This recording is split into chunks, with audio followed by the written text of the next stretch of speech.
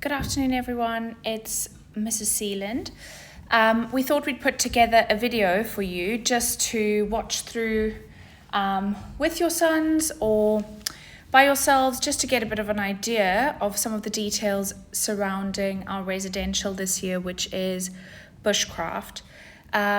Miss Stone and I have been on Bushcraft a few times now, and it's definitely one of our favourite residentials. It's such a memorable experience and such a highlight of year 6 because it's so unique and so different to all the other experiences or residentials and trips that the boys have been on. So I know some of them are quite nervous, but every year when we come back, the boys are buzzing with excitement from how their week's been and proud of themselves for pushing themselves out their comfort zone, but also really exhausted, which stage we hand them back over to you for the half term. So the residential is taking place the week before the half term, from the 19th till the 23rd of May. And we will be going to Penshurst Place, which is in Kent. The venue has been there for many years already. It's actually owned by the Bushcraft company, and it takes us about an hour, sometimes slightly longer, depending on traffic to get there and to get back again. So we usually aim to leave school at around 9 o'clock, and we try to get back to school by 3:30, 4:45, so normal dismissal time on the Friday afternoon. And on the Monday, if you could please bring the boys in at normal time. We will send details closer to the time, but we'll get them in for normal registration, line all their bags up, get a handover from you for any medication that they might need to take for the week, and then we set off. The trip leader will be able to send you text message updates of when we arrive and also when we're coming back again, and in that way we'll be able to let you know if the timings do change in any way due to traffic.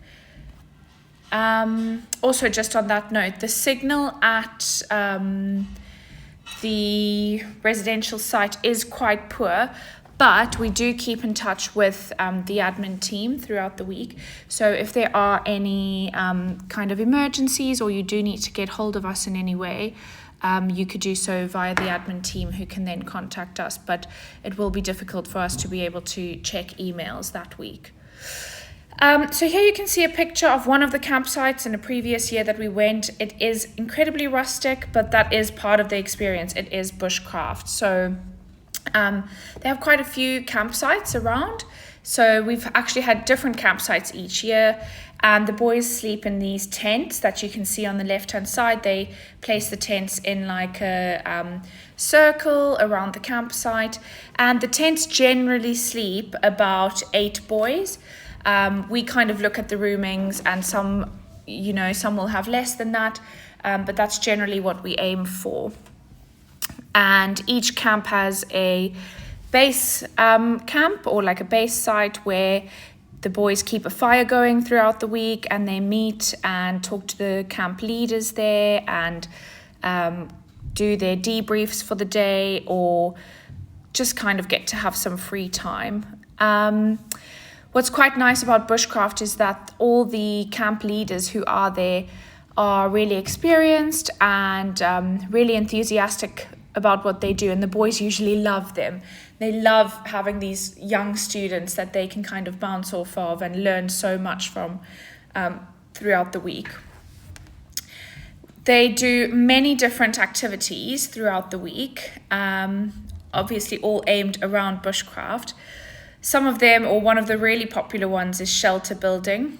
And for those of them who are brave enough or who want to try something new, they will be given an opportunity to stay in their shelter that they've built, obviously weather dependent. But in previous years, it's been a real big highlight for some of our boys.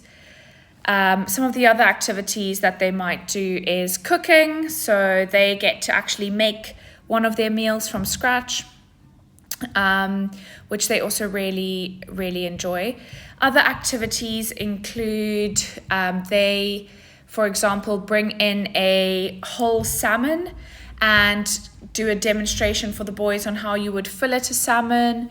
They do all types of obstacle courses. They do a survival course. They do nature walks where they look at different kind of plants and berries and things that you could use to help you with survival in the wild. They learn how to make all types of tools and items for survival from resources available to them.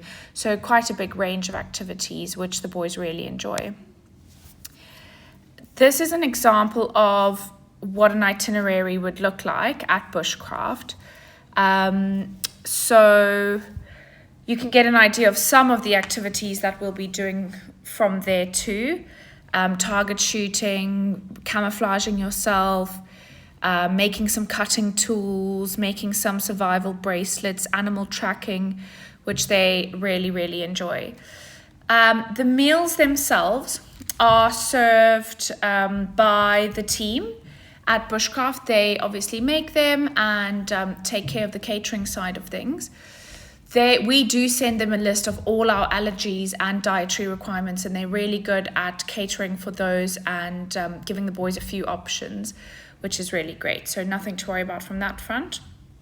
In terms of things to pack, you can see a list over here of some of the suggestions we have. I would say that it really is weather dependent because we've had quite different experiences. Some years where it's been really rainy, and then obviously it naturally gets quite muddy and the boys like to change their clothes more regularly. Well, some of them at least.